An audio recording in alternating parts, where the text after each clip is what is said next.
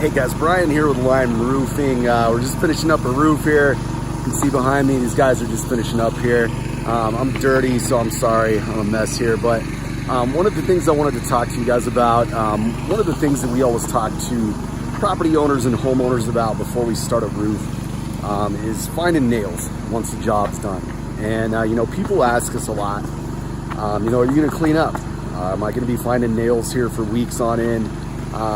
What's it gonna look like? So one of the things that I wanted to talk to you about is about how many nails are coming on and off your roof. And you know, a roofing project's a big job. And one of the things that we find when we're doing a job is it's messy. You know, this is construction. Most of these jobs are done in one day. So it's a messy job, but absolutely we clean up. We have a very thorough cleanup process. That cleanup process involves using a magnet once we get done. But you know, let's all be honest with each other here. Short of having the largest magnet in the world, we're not gonna pick everything up. It's literally impossible. You know, one thing that we all gotta remember is in construction, we all use humans. You know, we're not perfect. And there's no machine that can get all these nails either, at least not with current technology. So really you'd need about the largest magnet in the world to pick up all the metal and nails and everything when you're done. But I wanted to talk to you about expectations here. So on a roof this size, you know, we've got a very average house here, a very nice house. I don't mean average in a bad way, I just mean average size. But what I want to show you here while we're looking at the roof, this is, you know, a fairly normal sized house for us. See, we got a lot of debris around here. Happens, you know, this is construction, we're gonna clean all this up. But part of what I wanted to talk to you about, how many nails we've got coming off this roof, how many we've got going back on. So a roof this size, on average, we're gonna have at least 10,000 nails coming off and probably between about 11 and 13,000 going back on. I'll explain my math here in a minute, but I wanna say that again. 10,000 nails coming off and another 11 to 13,000 going on. All right, so think about that. That's a lot of freaking nails, right? That's a lot of stuff.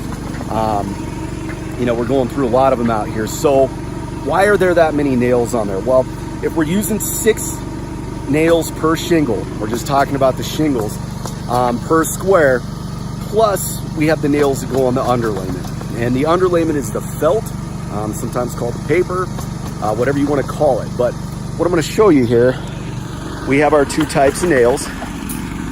This here is a plastic cap, okay? It's got this little orange part on top. This is the nail that goes on the underlayment, okay? And the reason it's got this plastic piece on top, this orange part, is so that the felt doesn't pull up and through. It gives it more surface area. So these go on the felt, the underlayment, and then the shingles go on top. And these are the nails we use for a shingle. These are in a coil, this round thing, because these go in a nail gun. This is just how the guys load them in. And then you've got one of each of these, usually 6 per shingle. Is what we do. It's what most people are doing here. But what I want you to understand is that with all these nails coming off and on, we're gonna miss a few. What we tell most people to expect is you're probably gonna find 2 handfuls of nails. Now, why are you gonna find 2 handfuls of nails? You know, to some people, you're probably thinking that that's unacceptable, you shouldn't find any. Sometimes they're hard to see. When we're done, we use a very large magnet. We go around, we're gonna pick up all the debris, and we use the magnet too to pick up the nails that we don't see. But one of the things I'm gonna show you is that sometimes there's areas where nails are harder to find. One of these areas specifically is gonna be rocks, okay?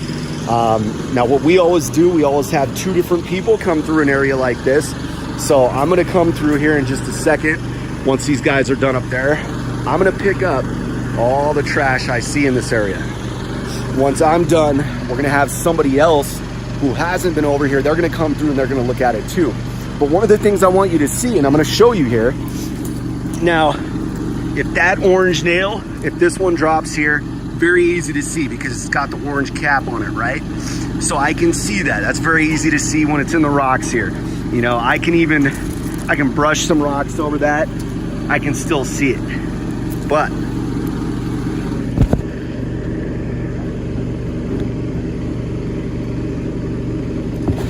These nails are a lot harder to see.